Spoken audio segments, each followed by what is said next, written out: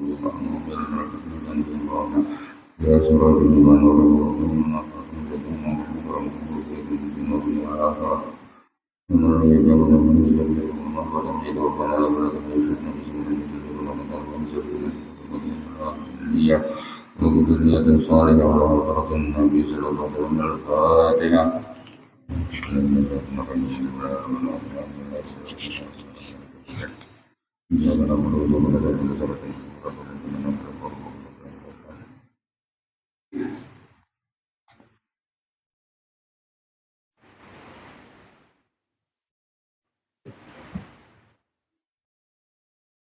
Bismillahirrahmanirrahim. Alhamdulillahilladzi istafa Muhammadan sallallahu alaihi wa alihi wasallam khairal khalaqi wa ikhtasam min ibadihi rasulina bil lagi bila awjul ma'arif wal haqaiq wa syaraha sudur awliyaihi buhurul mughaybi bil dunya wa syawarikal raqaiq wa adha bi qulubil arifina surah raqaiq wa fahna al-ilmi wa salihina min asyrafil manaqib وفضلهم على من سواه من البرية بهذا المراتب وأصبحوا هدى الأمة إلى موالد السلامة ما أطرت ذكر مناكبهم على ممر الأزمنة والقرن وقال له تعالى في القرآن العظيم أعوذ بالله من الشيطان الرجيم وأما بنعمة ربك فحدث dan adapun dengan segala nikmat pemberian dari Tuhanmu maka sering-seringlah menyebutnya majelis haul yang dimuliakan Allah. Nah, di antara salah satu cara menyebut nikmat Allah tadi dengan mengingat kembali riwayat kehidupan para aulia Allah. Karena wali-wali Allah Ta'ala itu keberadaan mereka adalah nikmat besar kan, bagi orang-orang yang ada di sekitarnya terutamanya. Karena di Quran dinyatakan lauladaqullahi lasabalahum bibadin nafasadatil ardh. Jikalau seandainya Allah tiada menolakkan balanya dari sebahagian manusia, gara-gara bala itu ditolak karena ada sebahagian manusia lain di sana, maksudnya karena adanya orang-orang saleh dan wali-wali, sehingga yang lain-lain ini katakanlah bala adalah. Nah, niscaya jika nyala itu ya Allah Ta'ala maka bumi ini akan hancur karena terlalu banyak orang yang berbuat maksiat yang mengundang kehancuran dan malapetaka. Cuma untungnya masih ada wali-wali Allah, orang-orang yang saleh yang jadi sebab terhindarnya bala atau bahasa orang menyebut penyandang balanya.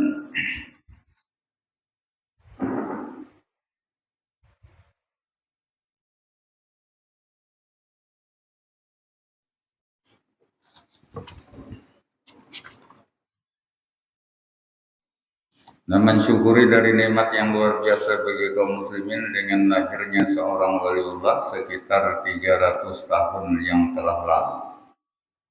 Nah, yaitu pada malam Khamis jam 3 dini hari, tepatnya tanggal 15 Safar 1122 Hijriah, bertepatan dengan tanggal 19 Maret 1710 Miladiah. Beliau ialah Al-Arif Billah Syekh Muhammad Arsyad bin Abdullah Al-Banjari. Nah, jadi ini lahir tahun 1122. Nah, sekarang 1446. Nah, berarti sekitar 324 tahun yang lalu. Yalah.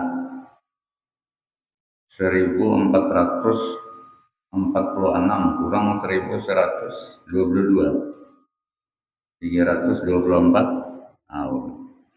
Nah, cuma Sidin ini umur 105, wafatnya 1227. Nah, berarti hawalannya 1227. Nah, jadi 1446 kurang 1227, jadi sekitar 229 tahun. Berarti haulan yang ke 229. Nanya aja haulannya nih benar-benar di bulannya 6 Syawal lah, tidak wafat. Cuma biasa orang di Metapura tuh haulan semingguan ya adalah jaranya. Nah, cuma yang puncaknya itu tanggal 6 Syawal.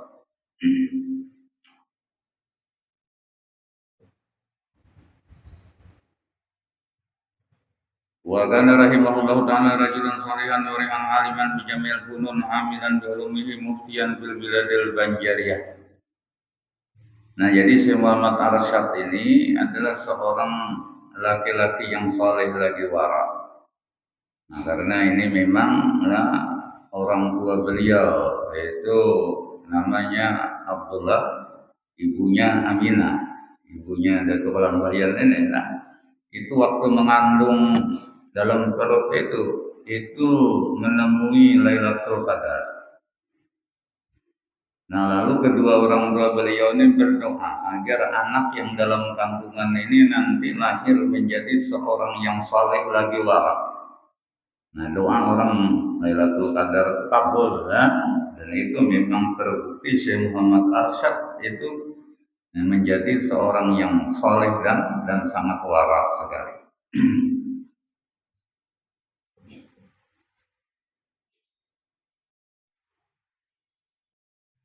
Nah, lagi alim dengan segala pan ilmu.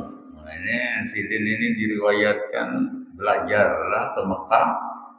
Tapi Sidin sudah alim di kampung nih. Artinya Sidin sudah tua, telah ke Mekah itu sekitar usia 35 tahun baru berangkat ke Mekah. Jadi di kampung ini sudah alim bertambah ke Mekah itu sekitar 30 tahun di Mekah. Ini 35 umurnya tulah, 30 tahun di Mekah berarti 65 umurnya sudah kan. Kemudian dari Mekah ke Madinah sekitar 5 tahun. Berarti umurnya berapa? 70? Ya lah. 70 tahun tinggal boleh ke kampung. Nah, ini kan mengaji 2 tahun udah kampung.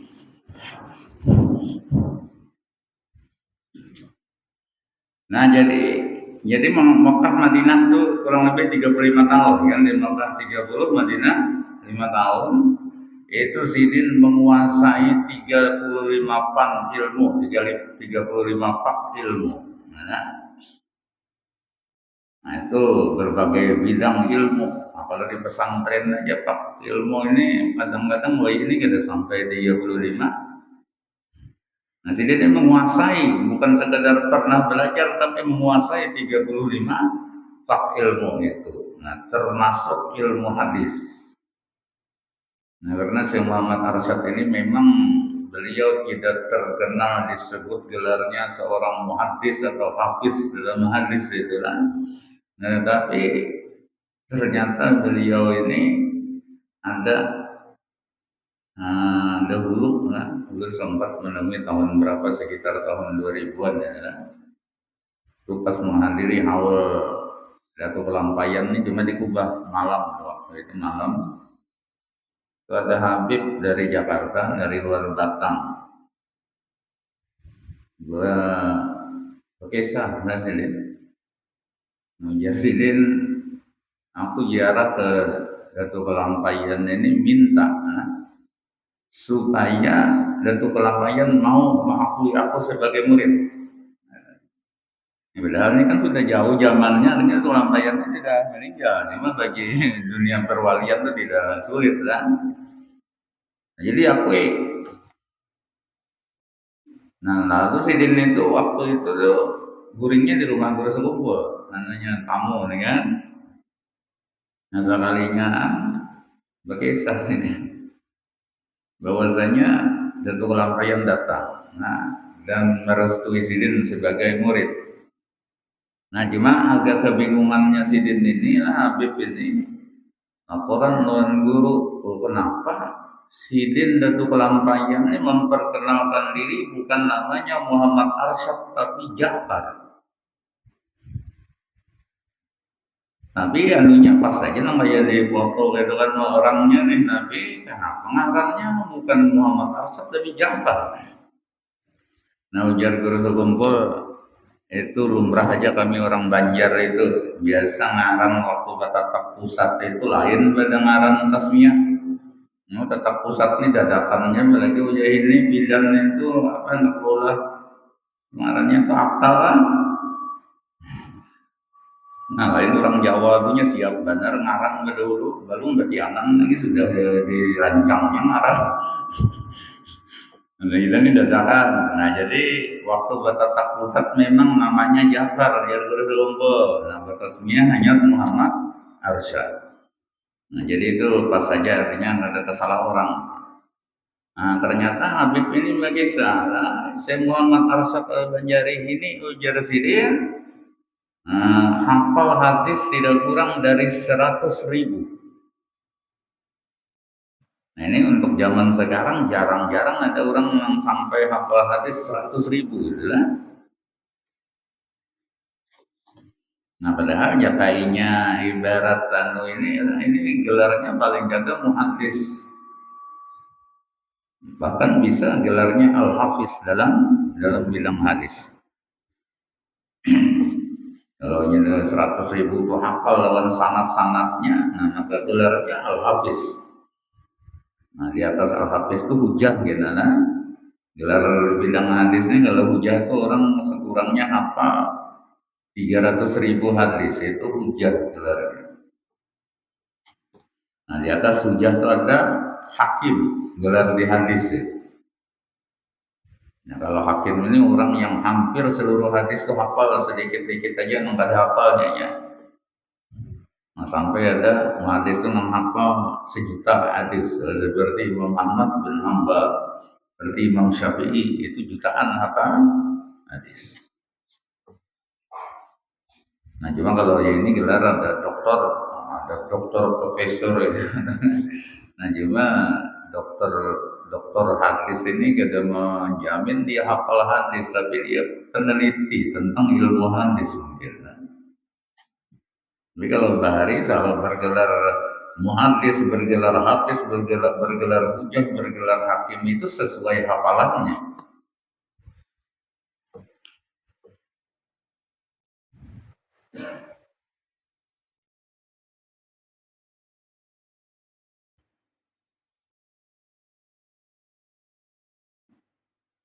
Dan beliau mengamalkan dengan ilmunya. Nah, jadi ulama ul-amilin ya, adalah ulama yang mengamalkan ilmu. Inilah ulama-ulama yang memang derajat mereka itu sangat tinggi sekali di sisi Allah Ta'ala. Seperti di Quran, yarfa'illahu alladziina aamanu minkum walladziina utul ilma darajat.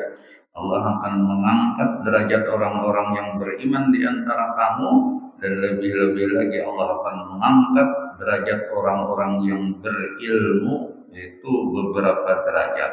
Nah, maksudnya ujar Abdullah bin Abbas, orang berilmu itu ya bukan sekedar berilmu tapi mengamalkan ilmunya. Itu nang diangkat Allah Ta'ala derajatnya, dan derajatnya gak ada alang-alang lagi lah. Itu 700 derajat di atas orang beriman biasa, dan setiap satu derajat itu perjalanan 500 tahun. Di derajat itu tingkatan adalah ini 700 tingkat orang ulama yang mengamalkan ilmu itu di atas orang beriman biasa, orang awam yang beriman adalah. Nah, setiap satu derajatnya itu, kalau hotel itu ya 4 meter, 5 meter, setingkatnya itu. Ini kan ada 500 tahun perjalanan. Berarti 500 tahun kali 700. Nah, ini alim menghitungnya, pokoknya jauh lah.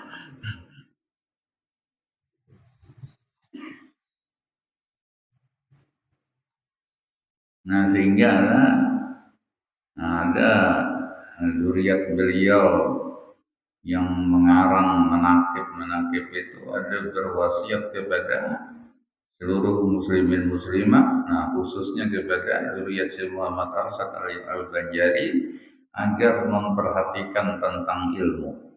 Karena ujar sidin, sejauh pengetahuan hamba tidak ada derajat yang paling tinggi sesudah derajat para nabi dan rasul kecuali derajat para ulama. Artinya ulama itu orang yang berilmu dan mengamalkan ilmunya. Nah, Syekh Muhammad Arsyad ini salah satu ulama ul-amilin, ulama yang mengamalkan ilmu. Dan beliau memberi fatwa di daerah Banjar, jadi mufti Banjar.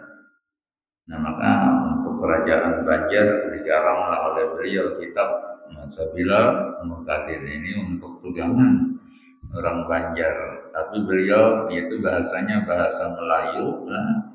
Dikarenakan apa? Ini orang-orang Banjar banyak yang pada paham bahasa Arab. Jadi supaya yang lebih instan aja gitu, artinya membaca itu bisa paham, nah itu bahasa Melayu.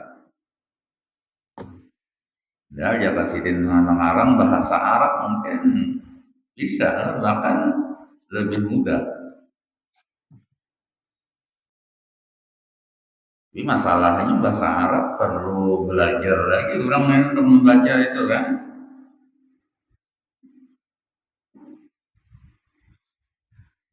Wa kana Syafi'an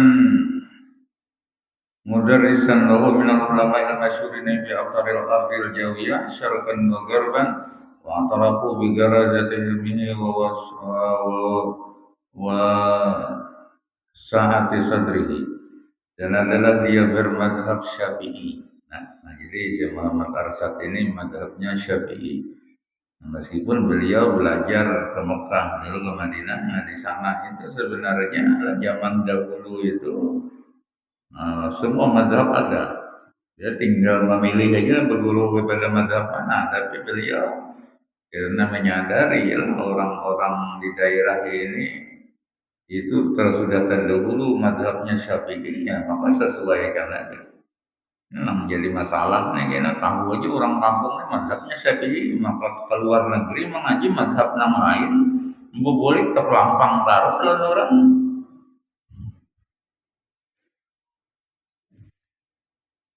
Nah, baik juga pun masih dalam 4 mazhab itu. Nah, ini kadang-kadang mengaji keluar dari 4 mazhab. Nah, ini jauh karena terlampang jalan orang. Orang maulidan pada akalnya bid'ah, pada akalnya sasat. Ini jawab banyak ini.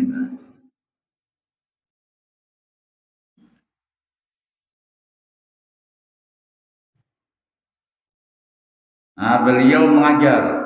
Nah, jadi dalam riwayat kepulangan Syekh Muhammad Arsyad Al-Banjari sesudah kurang lebih 35 tahun itu tadi, nah, di Mekah Madinah, Sidin ini bulik memang disuruh, bukan sekedar diizinkan, tapi disuruh oleh guru-guru Sidin untuk kembali. Sidin ini sebenarnya kalau hendak pakai cara cepat bulik ini bisa, karena terbukti Sidin ini bahkan paling kada 2 kali Sidin pernah terbang mulai Madinah ke Banjar itu dalam yang tercatat sejarah. Yang pertama itu ketika Sidin berkisah tentang lawan guru Sidin, lawan Syekh Salman Al-Madani. Banjar Sidin di Banjar itu di daerah Ulun yang bahasa kita, itu ada buah. Kalau dilihat luarnya menakutkan berduri, tapi baunya nyaman, rasanya manis, buah durian. Mau Syekh Salman mananya buahnya, timbulnya kita ini mendengar kisah ini titik liur. Ya, namanya setumat, keluar dan setumat. Nah, ya, beberapa menit itulah itu boleh. Wah, ini membawa buah durian yang masih hanyar putih. Nah, ini dirasai sesuai dengan kisahnya. Nah, singkat cerita gitu kan, Syekh Salman merasai. Nah, sekalinya ternyata buah durian yang dibawa Sidin sebegi lawan Syekh Salman ini tadi itu durian tanaman Sidin juga di kampung. Karena Sidin ini sebelum berangkat ke Mekah itu bertanam durian. Kan lawas tinggalkan Sidin di Mekah 30 tahun, tambah di Madinah 5 tahun. Coba anggap itu awal-awal tahun di Madinah. Nah, itu kan. Ya, pokoknya 30 tahun sudah berbuah, dan dalam cerita waktu itu buahnya sebagiannya dalam cerita. Sebagiannya buahnya. Nah, pihak kerajaan sangat menghormati Ampun Sidin ini. Lalu prajurit disuruh bergiliran menjaga buah itu supaya jangan hilang. Jaga ya nah. Kalian bingung. Imbahnya isuknya hilang buah yang sebege tadi. gugur kadada kelihatan nanunya dicuntan orang kada mungkin karena penjagaan ketat adalah. Nah beberapa tahun kemudian baru terkuat orang berkisah semalam nih nak presiden boleh ke Banjar nih nah adanya durian yang pian tanam nih berbuah cuma waktu itu sebiji aja buahnya cuma hilang oleh hingga sini aku jual sini nyemuteknya. Nah berarti sidin cuma beberapa menit aja kan dari Madinah itu lo bulik memutik ke betul durian berbulik lagi ke Madinah menyerahkan durian itu kepada guru sidin. Artinya Munsidin menghendaki kemudahan. Nah yang kedua dalam riwayat cuma ini di buku manakibnya pinanya kada tertulis yang inilah cuma ulun mendapat kisah ini dari seorang guru. Jadi Sidin itu pernah bulik ke kampung hendak berkunjung. Ya, nah caranya apa? Terbang nih Sidin dari Madinah itu. Maka itu wallahu alam nih bujur katanya ulun gak ada wali memastikan cuma yang jelas ulun ini mendengar kisah dari seorang guru. Di Malaysia itu kan ada atau Johor namanya Johor. Di Malaysia adalah pernah mendengar yang Johor di daerah wilayah Malaysia. Nah itu sejarahnya dinamakan Johor itu lah karena Syekh Muhammad Arsyad itu terbang dari Madinah ke Banjar pas waktu Johor singgah dulu Sidin di situ sembahyang Johor. Nah imbah itu ya jadi ngarani orang tempat itu Johor. Imbah itu taruh saya itu Banjar lagi terapang lagi basah. Nah itu artinya Sidin punya ya keistimewaan seperti itu lah. Tetapi kepulangan Sidin yang buyuran bulik yang selajur bulik ini dalam riwayat Sidin tetap jalan biasa gitu lah memakai kapal. Jaka kita nih ya nang ada diberi karamat nih gara-gara jaka aku bisa tirabang terus. Ada Sidin ini gak ada sembarangan menggunakan itu kan, artinya ya waktu-waktu mungkin tertentu aja. Nah jadi boleh tetap apa menumpang kapal. Nah lalu karena wilayah timur tengah itu kan daerah barat lah kalau kita dari sini kan ke barat ya. Buktinya kita sembahyang menghadap Ka'bah itu di Mekah hadapnya ke barat ada pas bujur ke barat berapa derajat ya adalah. Nah lalu berarti kalau Indonesia itu wilayah barat itu kan terdahulu wilayah Sumatera nah, yang ditemui kalau dari barat ke Kalimantan itu dan mungkin melewati Jawa gitu. Nah maka Sidin dalam riwayat singgah di Pulau Jawa. Singgah di Pulau Jawa, bahkan ada yang mengisahkan menurun Sidin di Pulau Jawa ini 3 tahun dulu sebelum apa ke Kalimantan. Nah cuma wallahu alam ini di buku manakibnya pun ulun gak ada ketemu ini sekedar ulun dengar dari kisah-kisah guru-guru gitu. Jadi 3 tahun dan Sidin mengajar di Jawa itu. Nah ini waktu pertama kedatangan Sidin di Pulau Jawa, nah itu di daerah Betawi, nah itu ada Masjid Jembatan 5. Nah itu disambut, nah, karena Sidin ini terkenal. Orang-orang Jawa banyak juga kan di Mekah Madinah itu mengaji dan Sidin ini terkenal orang hebat lah waktu di sana sehingga ketika Sidin datang ke Jawa, nah ini ulama-ulama yang sudah kenal lawan Sidin ini menyambut. Nah ketika itu dalam riwayat ada Syekh Abdul Jabbar di Jakarta itu lah yang kenal betul lawan beliau dan ini yang menyambut kedatangan. Lalu sembahyanglah di Masjid Jembatan 5 di Betawi. Masa kalinya ujar Sidin maaf masjid ini kiblatnya pada pas hajut orang mah berapa puluh tahun sudah orang sembahyang di masjid itu kan kiblatnya seperti itu. Ujar Sidin kada pas. Nah bagi yang mengenal Sidin ini sebagai orang yang memang alim lah, ya percaya aja. Tapi kan kada semua orang rakyat masyarakat itu nang kenalnya mungkin tahu dengaran atau apa hanya tahu aja. Lalu banyak yang protes. Kami sudah sembahyang sekian puluh tahun di sini, salah. Ya kalau benar salah ada masalah. Buktinya apa? Salah. Bukti salah ini apa? Nah, hari ini kan ada di isian, oh ini kan ada di HP aja bisa kan melihat apa itu kiblat itu kan.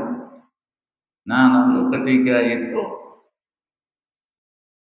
jubah sidin ini ganangnya orang bahari ini tangan baju ini ganang adalah lebar itu. Sampai akan sidin, nah kelihatanlah Ka'bah di sini di apa? Di tangan baju sidin. Nah, aja sidin kayak apa? Memang lepas sedikit. Nah, sedikit memang ada banyak. Artinya sidin kau membuktikan kata-kata sidin bahwa kiblatnya ini lepas ke depan. Nah, cuma ini yang tertulis di buku-buku manaqib, tapi ada yang ada tertulis. Nah, ini pun dapat dari guru juga. Lalu orang kala itu mengatakan, wahai syekh, kami mengaku bahwa kiblat ini salah. Memang kelihatan gitu kan, lewat tangan baju sidin tadi. Tapi kayak apa caranya membujurakannya? Namun dijawab, cari tukang suruh menghancur, boleh gitu nyamannya tuh bisa bertahun gitu. Nah, tahu aja sih cara itu kan, cuma itu membutuhkan dana dan membutuhkan waktu. Maksudnya ini membujurakan cepat dan tidak pakai dana. Nah, ini tantangan berat ini lah. Lalu dalam riwayat ujar guru namanya Isa ini lah, sidin putar sidin pulang sidinnya itu, maka apa masjidnya ta'alif sendiri. Nah, di sini pas sudah ya. Nah, kadang ini nih.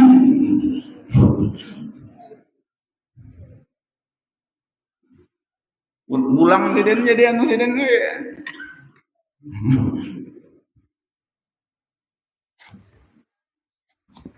Nah, ini maksudnya pelajarannya lah, kalau memprotes sampun orang tuh ya boleh lah, tapi memprotes untuk kebenaran. Yang kedua, kayak apa cara membujurakannya? Ini kadang-kadang memprotes saja membujurakannya bisa juga.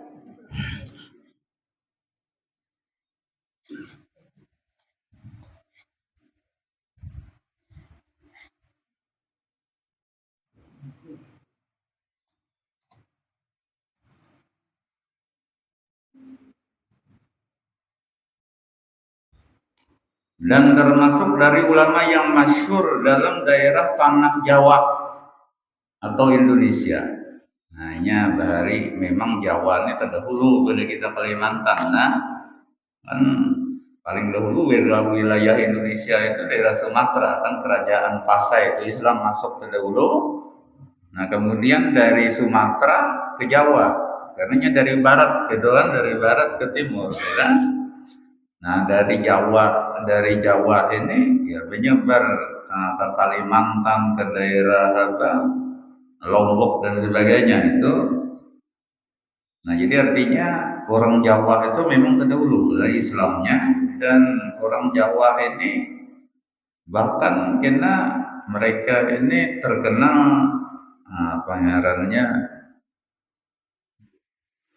pengembangan agama itu lebih cepat lah. Nah, sehingga padahal dibandingkan Sumatera adalah terdahulu Sumatera dari Jawa Islam, karena Sumatera lebih barat kan daripada Jawa lah. Nah, tetapi untuk perkembangan berikutnya di Jawa lebih pesat perkembangan. Nah, sehingga di zaman itulah kalau orang-orang terkenal dari Indonesia yang belajar di luar negeri, utamanya di Mekah, Madinah, atau bahkan menjadi ulama terkenal di sana, maka orang menyebutnya Al-Jawi. Pokoknya dari mananya, dari Sumatera tetap Al-Jawi, dari apa? Dari Jawa ya sudah jelas Al-Jawi kan. Nah, kemudian dari Kalimantan pun Al-Jawi juga. Sudah dulu.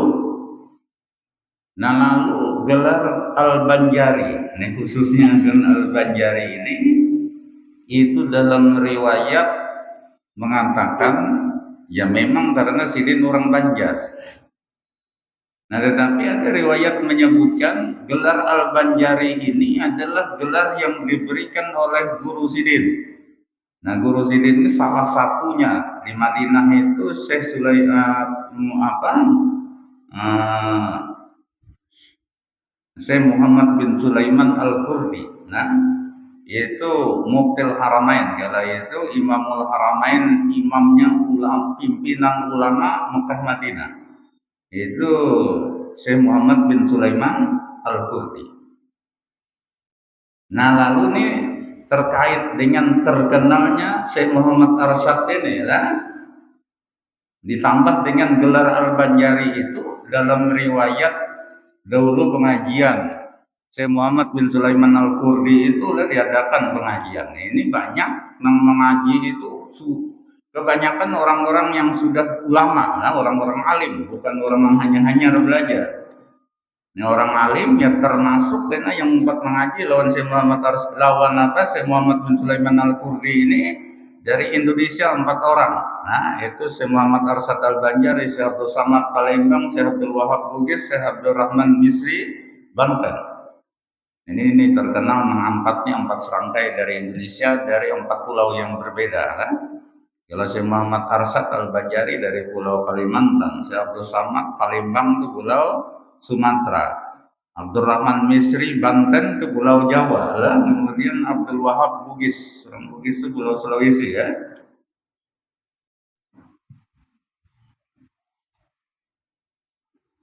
Nah, banyak termasuk Syekh Saman Al-Madani sendiri lah umpat belajar lawan Syekh Muhammad bin Sulaiman Al-Qurdi di bidang fikih dan hadis. Nah, kalau bidang tarikat dan hakikat memang Syekh Saman waktu itu kan tokohnya. Tapi bidang fikih dan hadis, nah ini Syekh Muhammad bin Sulaiman Al-Qurdi. Nah, Syekh Saman umpat mengaji juga lawan Syekh Muhammad bin Sulaiman Al-Qurdi di bidang fikih dan hadis. Nah, lalu karena itu Syekh Muhammad bin Sulaiman Al-Qurdi yang bergelar Imamul Haramain ini, imamnya Mekah dan Madinah adalah itu dapat pertanyaan. Dan pertanyaan itu tidak bisa Sidin menjawab. Nah, ini kalau ulama ini sebesar apapun, kalau ulama yang benar mungkin awam menjawab, ya mengaku aja. Ini nang alihnya ini nang sesetengah ulama ini pertanyaan orang semua kawanya menjawab padahal sekali bahapal jawabannya. Nah, ini menyesatkan ya. Ada Sidin ini ada memang kalau dapat kan ngaku aja ada dapat. Nah, kemudian pertanyaan itu dilontarkan kepada murid-murid Sidin. Jawab bahasa kita nih ada orang bertakun nah ini aku udah mau menjawab. Adakah di antara bagian ikam yang bisa menjawab? Ini tahu waktunya seorang guru. Yang ada tentu guru kada mau menjawab bisa aja ada sebagian murid yang bisa menjawab itu. Nah, cuma kalau itu diriwayatkan dan tukar rangkaiannya dalam majelis itu pembelakangannya sana duduk bahari kada bamet kada apa kan orang beda. Jadi kalau buku ciak kayak kada tapi kedengaran juga. Nah, akhirnya Sidin tulis saja di satu kertas jawaban dari pertanyaan itu. Nah, lalu caranya itu orang bahari kan duduk nih di belakang ada di muka kertas itu diunjuk Sidin lonong di muka mau unjuk sampai kepada guru ke muka sana. Dibaca oleh guru. Jawabannya itu tepat sekali. Cuma guru ini tidak tahu siapa yang menjawab ini kan karena dari belakang mananya nih kertasnya itu tadi. Akhirnya takut nih lawan menunjuk siapa? Tahu kan dari belakang sampai pembelakangannya ternyata. Oh, ternyata yang menjawab ini adalah Muhammad Arsyad yang kala itu belum bergelar Al-Banjari ya. Kan masih santri lah ibarat beribazanya meskipun sudah tua. Umur Sidin nanti lebih 65 tahun sudah di Madinah gitu, nah. Tapi tetap masih santri ya bahasanya. Nah, akhirnya dalam beberapa kasus permasalahan yang sulit lah ternyata Syekh Muhammad Arsyad yang bisa memecahkan masalah itu. Nah, maka guru Sidin Syekh Muhammad bin Sulaiman Al-Qurdi inilah yang memberi gelar Al-Banjari.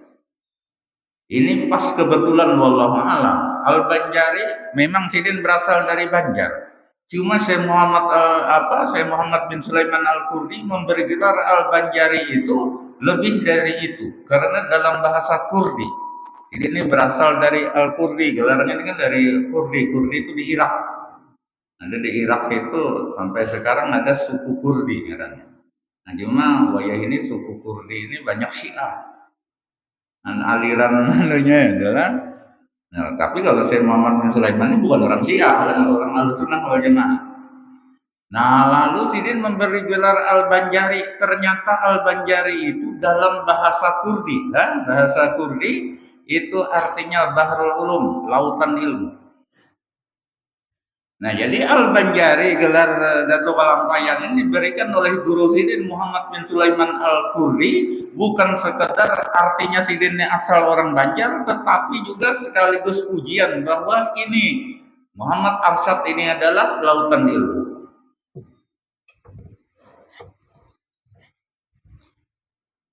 Nah, itu mulai Sidin terkenal, ya kan? Kan yang jadi santri ini banyak dari macam-macam penjuru dunia. Yang dari Indonesia banyak di situ lah, yang dari luar negeri pun banyak. Nah, sehingga Sidin terkenal lah, Syekh Muhammad Arsyad Al-Banjari ini masyhur.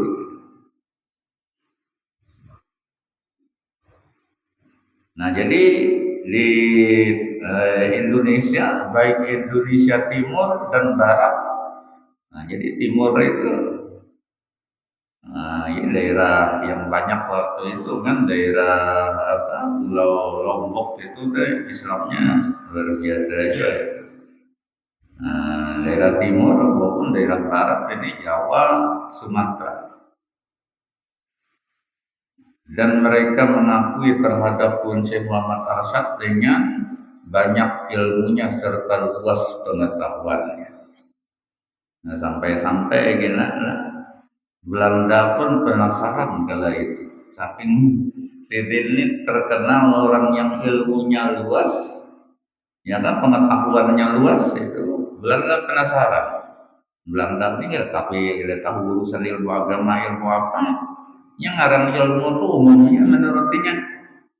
Nah, sehingga dia menguji Syekh Muhammad Arsyad inilah tentang ilmu pengetahuan yang sebenarnya bukan ilmu pengetahuan agama. Nah, tapi pernah diundang dalam kisah ke kapal di laut. Kapal ini mengarannya ada jangkar, kan berjangkar di laut. Nah, lalu Belanda ini bertanya, kalau engkau adalah orang yang luas pengetahuan, pertanyaannya berapa kedalaman laut pas di posisi kapal ini? Nah, ini bingung, kayak apa ini? Biar orang ahli pada mau ukur, hanya tahu karena kedalaman laut itu mungkin kada sama kan? Ujar Sidin sekian, sambat dapat ya sekian di Sidin. Diukur ya, semeter pun gak ada selisih dari apa yang disebut Sidin. Nah, kemudian ada lagi mau uji Sidin ini nah Sidin itu pernah mengatakan, ujar Sidin, di setiap banyu itu ada aja binatang yang menghuninya, utamanya iwak. Yang maksud Sidin ini kan kalau air laut banyu masin ada iwaknya, banyu pawal ya iwaknya, nah banyu masam, banyu galam ada juga banyu galam kan. Ini ada aja artinya yang itu maksud Sidin itu lah. Belanda ini hendak mencari-cari supaya Sidin ini dipermalukan. Artinya pernyataan Sidin ini ada yang pada sesuai gitu. Lalu ujar Belanda, kalau engkau mengatakan setiap ada banyu ada iwak, sekarang buktikan dalam nyiur, buah nyiur, kan ada banyu, adalah iwaknya. Nah iya, Sidin ini kan, memang maksud Sidin bukan itu. Nah tetapi inilah kemuliaan yang diberikan Allah kepada Sidin. Nah ayo hendak minta bukti lah bahwa setiap banyu ada iwak. Balah ini Sidin apa? Buah nyiur kali dibelah meluncat ke puyuh. Nah tapi di sini bakal amat bang lah menuju tadi jangan.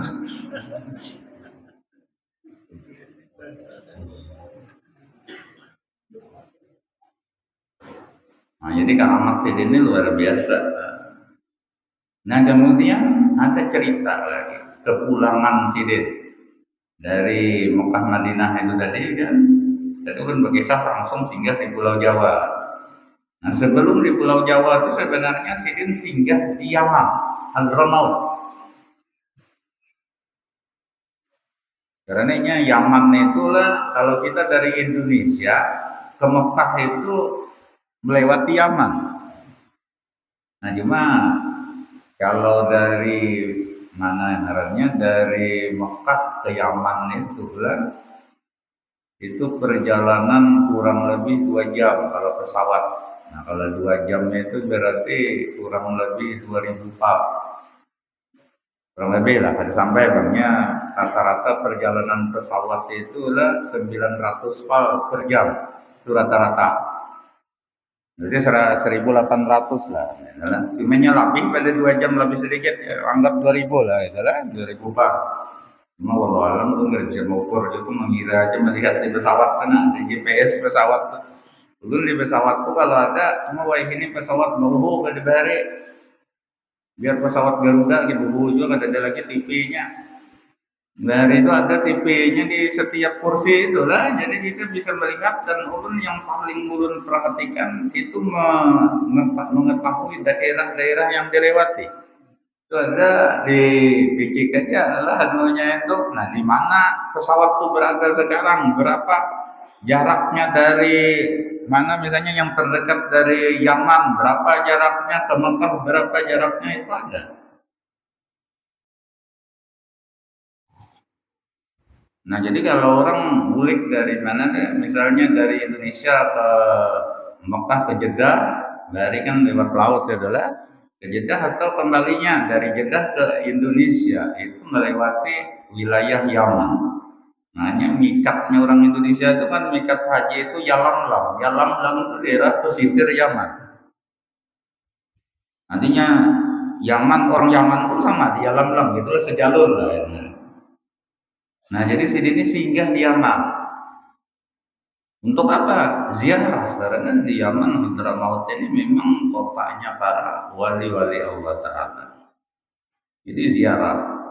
Nah, di berbagai tempat di Yaman ini banyak, ada di daerah Tarim. Karena adalah itu pulaunya wali. Nah, ini banyaklah. Nah, termasuk yang diziarahi Sidin ini adalah daerah Adan. Nah Adan ini lah itu luar biasa. Adan itu dahulu kampung aja, wah ini mungkin kabupaten lah, wah jadi mungkin lah atau provinsi, kalau orang lebih tahu juga nih. Nah cuma Adan ini keunikannya adalah bahwa di Adan itu, anggap kampung dahulu kan kampung Adan itu lah, itu uniknya tidak ada satupun orang yang tinggal di Adan itu kecuali wali. Jadi 100% penduduknya itu wali. Jadi mulai kapan-kapan nang tua kebinian lelakian apapun pekerjaannya, bahkan tukang kebun sekalipun wali. Ada wali. Dan di situ ada perdanya, peraturan daerahnya, kada boleh orang masuk ke wilayah Adan kecuali wali. Nah, ini nang alihnya. Kalau orang kampung itu ya sudah orang wali kan, tapi ada orang-orang luar hendak masuk ke Adan itu ada boleh kecuali wali juga. Ini peraturan perdanya waktu itu. Nah, maka wali ini artinya dia mesti menunjukkan satu karamat lah hendak masuk. Jadi paspor masuk ke mana ke Adan itu harus menampaikan karamat. Nah ini ngalihnya ini makanya ini ulun curiga lawan diri ulun ini, ulun 2 kali sudah ke Hadramaut cuma belum ada kesempatan ke Adan. Cuma alasan zahirnya karena Adan ini jauh memang lah. Hadramaut biasa kan pusat Hadramaut ini di Tarim. Nah dari Tarim ke Adan ini ujar nggak ada suah masalahnya nih ya. Sekitar 12 jam bebisnya sampai. Ini alasan zahirnya. Cuma alasan yang batinnya ulun curiga, ulun nilain wali. Soalnya bila masuk ke situ harus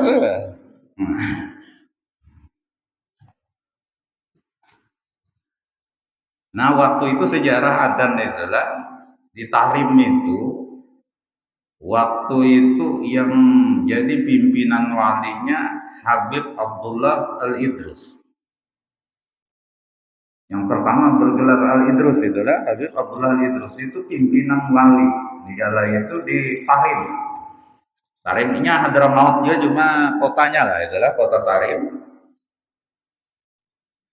Nah, lalu sidin ini bisian anak Habib Abdullah Al-Idrus ini lah bisian anak, ngarannya Abu Bakar. Ngaran anak sidin Abu Bakar nih makamnya luar biasa juga. Jaka ibarat tanu ini lah diulah raja nih kawa juga diulah raja wali. Nah, maka wali ininya sama aja lah, jangankan raja wali, jagau kan kada kawa sekampung kedua jagau. Kedua jagau ya, kalau istilah kita di kampung macam. Nah, termasuklah wali kutub itu kada kawa hanya sekampung ini kedua. Nah, abahnya Abdullah Al-Idrus wali kutub, anaknya Abu Bakar ini pun wali kutub juga. Nah, jadi ringkas cerita ujar nang abah, kita nih harus pisah dua nih kan, dua anak-anak nih kada kawa tak kumpul. Nah, kira-kira ikamnya kan bakalah jeneng abah nih ikam pindah ke sana ke mana, ke Adan. Nah, jaraknya dari Tarim Adan tadi jauh, kalau berbisi ya kurang lebih 12 jam itu lah. Samarinda mah udah sampai 12 jam malah lah. Ini jauh benar. Nah, akhirnya pindahlah anak-anak tadi dari Tarim ke Adan. Abu Bakar Al-Idrus ya. Sekalinya kan ada satpamnya di Adan, sampai ke Adan antar berapa hari perjalanan waktu itu, yang jelas bis kita ada, memang pakai kendaraan onta atau kuda. Nah, atau sidin memakai karamat bisa juga terabang tadi ada tahu juga lah, ringkas cerita sampai ke Adan. Oh, ternyata di Adan ini Jakawayahin ini ada satpamnya di pintu gerbang kota Adan, itulah ada penjaganya. Lalu sidin ini kan sebagai tamu baik-baik aja mengutarakan lawan satpam lah bahasanya penjaga itu.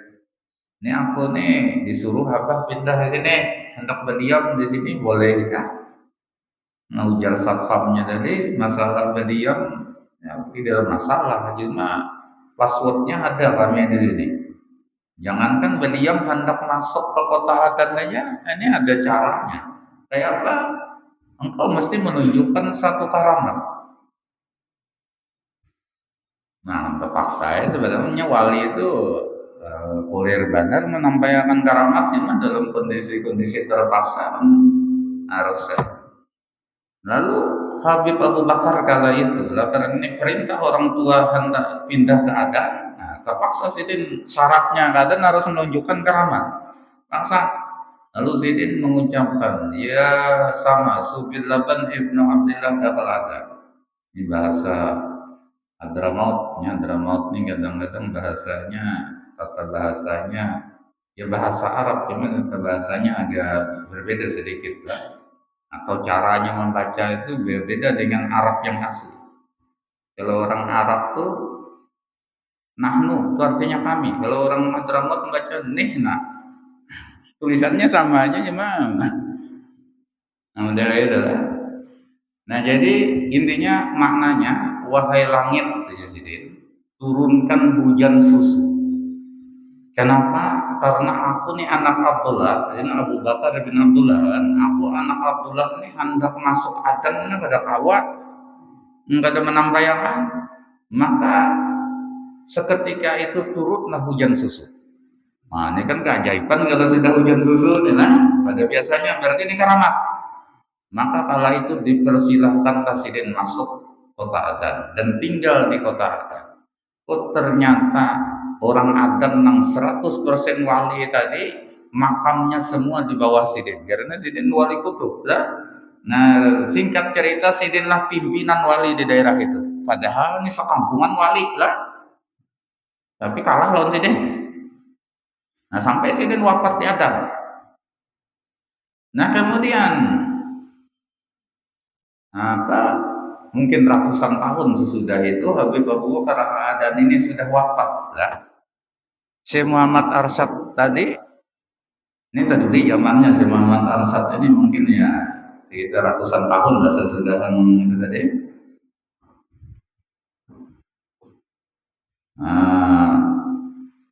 Ziarah ke Hadramaut. Nah, termasuk yang diziarahi Sidin ini Habib Abu Bakar Al-Adani yang kisahnya itu tadi untuk hujan susu. Itu ternyata di zaman Syekh Muhammad Arsyad Al-Banjari masih berlaku peraturan bahwa kota Adan tidak boleh dimasuki orang yang bukan wali. Nah, termasuk Syekh Muhammad Arsyad hendak masuk dimintai keramat dulu. Ya kayak ibarat kita nih KTP-nya nih, memang wali gak ada. Ya. Nah ini Sidin karena sudah ya mungkin apalagi bahari kan kendaraannya jauh-jauh sudah hendak ziarah tiba-tiba kada boleh orang masuk kan ya. Ada aja jalan kayak apa caranya supaya kau masuk. Nah terpaksalah Sidin mengeluarkan keramat juga. Dan Sidin tahu sejarah tentang pertamanya Habib Abu Bakar tadi masuk ke Adan dengan minta hujan susu. Maka Syekh Muhammad Arsyad Al-Banjari pun permintaan sama. Yang dibaca pun sama. Karena kebetulan Sidin ini yang tadi Abu Bakar bin Abdullah, kalau ini Muhammad Arsyad bin Abdullah, kan sama pada anak Abdullah. Jadi bacaannya sama aja, ya sama Subilaban Ibnu Abdillah Dakhalada. Wahai langit, turunkan hujan susu karena anak Abdullah, maksudnya Muhammad Arsyad bin Abdullah, gitu kan? Kalau nang dahulu itu anak Abdullah juga, tapi maksudnya Abu Bakar bin Abdullah. Ada ini anak Abdullah hendak masuk adat. Maka dalam riwayat, cuma ini di manaqib ada bang lamun anu ulun terbaca ini, cuma tadi sekali lagi ulun banyak mendengar dari guru-guru yang mengisahkan. Turunlah hujan susu sebagaimana waktu Habib Abu Bakar Al-Adani. Maka dipersilahkanlah Sidin masuk kota Adan dan Sidin berziarah ke makam-makam. Di sana lah wali diantaranya yaitu Habib Abu Bakar Al-Adani Al-Idrus, itu tadi yang diziarahi. Nah ini keramat dari Datuk Balampaya. Nah sehingga di daerah Hadramaut pun Syekh Muhammad Arsyad Al-Banjari ini terkenal. Itu di kotanya wali-wali Allah Ta'ala Sidin dikenal. Bahkan ulama-ulama Hadramaut ini sebahagian ada yang silsilah sanad keilmuannya melewati Syekh Muhammad Arsyad Al-Banjari.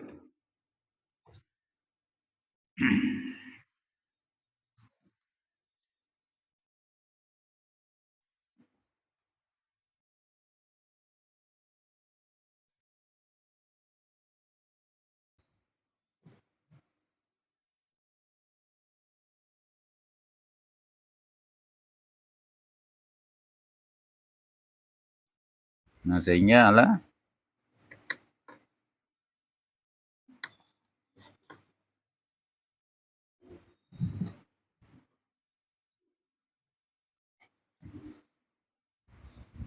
di Jawa pun ulama yang memahami tentang sanad silsilah keilmuan itu sangat menghormati Syekh Muhammad Arsyad Al-Banjari. Karena di Jawa itu yang meskipun Jawa ini terdahulu itu kan Islam tadi banyak sebenarnya ulama-ulama terdahulu. Cuma di Jawa itu yang sangat terkenal itu ulama yang sangat alim dan banyak mengarang kitab Syekh Muhammad Nawawi bin Umar Al-Bantani atau terkenal Syekh Nawawi Banten.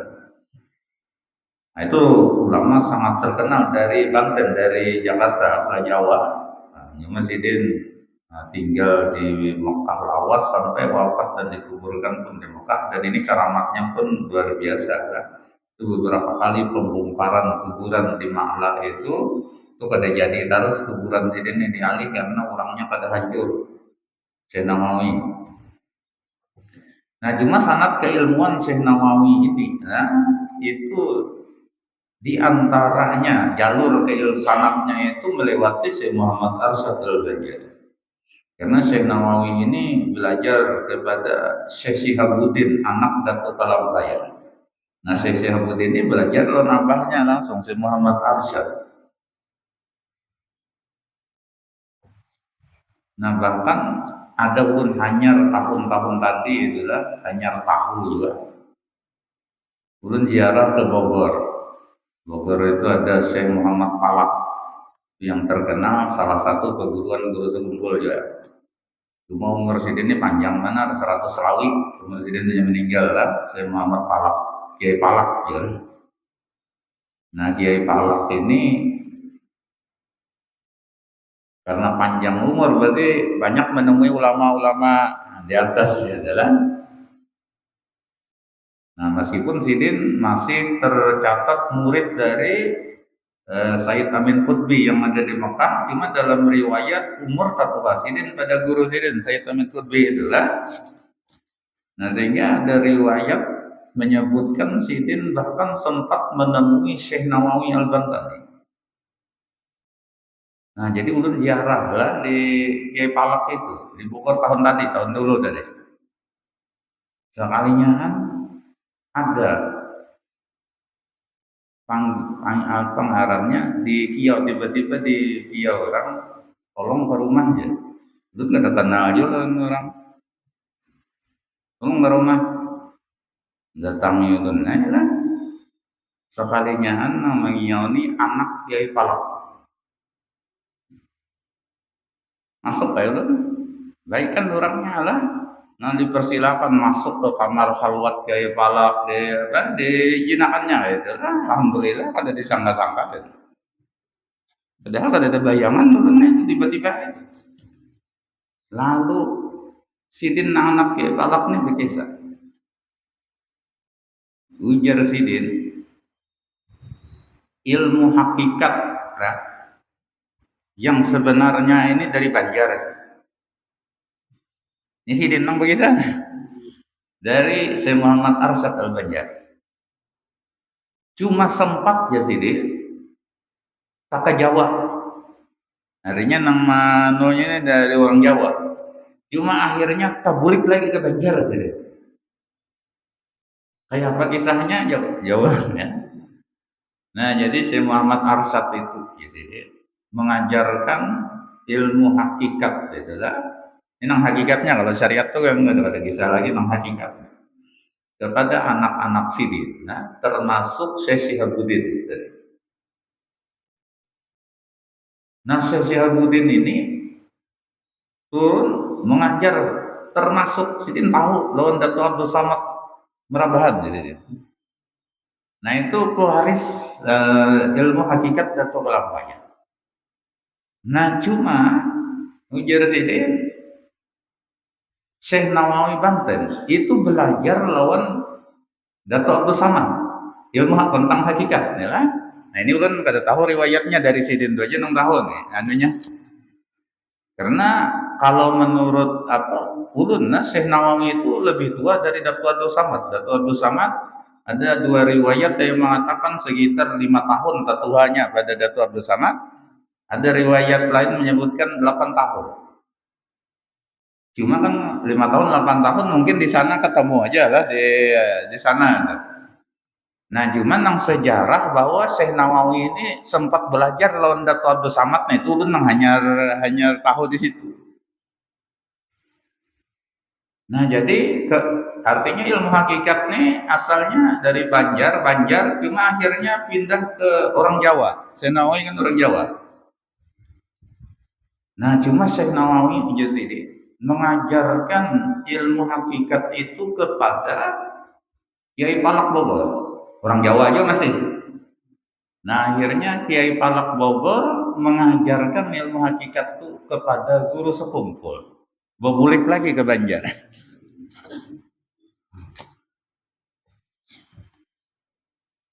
Nah itu ulun dapat dari anak daripada Kiai Palak Bogor. Hanya mau wallahu alam nah cuma itu aja dari satu itu nang dari lain-lain itu nggak ada mendapatkan informasi tentang itu. Yang mudah-mudahan akhirnya kita biasa bisa ziarah ke Bogor itu Kiai Palak Bogor. Mudah-mudahan kita bisa ketemu lawan anak Sidin itu. Nah ini bisa masuk ke rumah Sidin, diizinkan kena untuk ke kamar-kamar khusus Sidin. Ulun pun kada ada pernah menyangka juga, kada ada rencana anda sekedar ziarah itu tiba-tiba itu.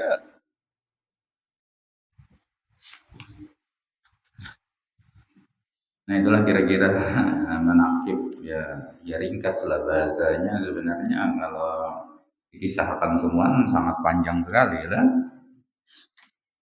Nah cuma diantara lagi keajaiban ketika Syekh Muhammad Arsyad wafat itulah Sidin berwasiat. Jadi waktu itu musim kemarau di bulan Syawal kan, dan Syawal musim kemarau waktu itu. Nah cuma Sidin entah dapat firasat apa-apa lah, Sidin ini sudah ya garing nih banget banget lah, sudah ibaratnya tinggal menunggu waktu aja lagi. Sidin berwasiat, tujuh Sidin bila banyu paling kemarau ini maka Sidin minta dimakamkan di Tungkaran.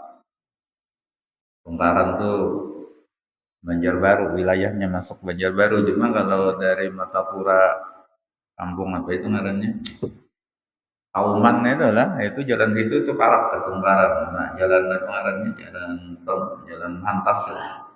Biasa kan kalau jarah ya jalan situ. Nah, Tungkaran itu, nah ya Minantu Sidin kawan Sidin Syabdullah Bukis sekaligus Minantu itu kan di sana. Nah, kemudian bini Sidin pun kalau pada salah ada 2 orang bini Dato Lampayan yang dikuburkan di Tungkaran itu. Nah, tetapi bila banyu dalam aja Sidin memungkinkan, kan Sidin di dalam pagar nih lah, bila memungkinkan untuk bisa mengantar ke Kelampayan, maka Sidin minta dikuburkan di Kelampayan. Ternyata keajaiban terjadi di musim kemarau lah. Meninggal Sidin malamnya, maka malam itu hujan lebat banget. Sehingga banjirlah banyu ini, artinya hari jalan mungkin gak ada ke Kelampayan, jalan darat ini kan dicukung aja. Nah cuma asalnya kering banyu itu. Nah, karena hujan lebat banjir maka memungkinkanlah untuk membawa Sidin ke Kelampayan. Ya nang dikuburkan di Kelampayan gara-gara itu nyatanya kada hujan, ada kawan membawa ke situ ya Tungkaran itu jadinya. Nah itu diantara mungkin untuk keramat Sidin ya. Amun musim hujan tuh wajar-wajar aja, musim kemarau hujan itu kan. Nah ya mudah-mudahan ada berkah, manfaatnya bagi kita semua, amin ya rabbal alamin. Nah kemudian perlu ingat ulun besaruan juga nih. Malam ini madakan haul dari orang bayan juga di majelis Nurul Mustafa di pondok. Jadi diundang semua, mudah tawa biar hadir. Nah, kita tahlil sedikit lah. Al-Fatihah. Amin.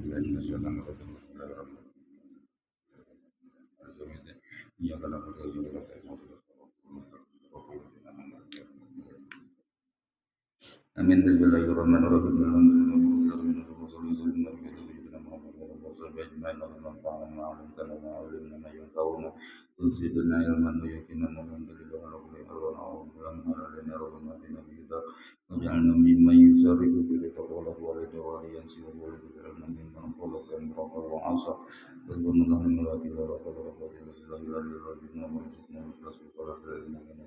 illa Allah Rabbana atina fid dunya hasanah wa fil akhirati hasanah wa qina adzabannar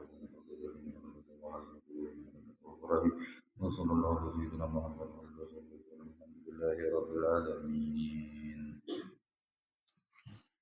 Allahumma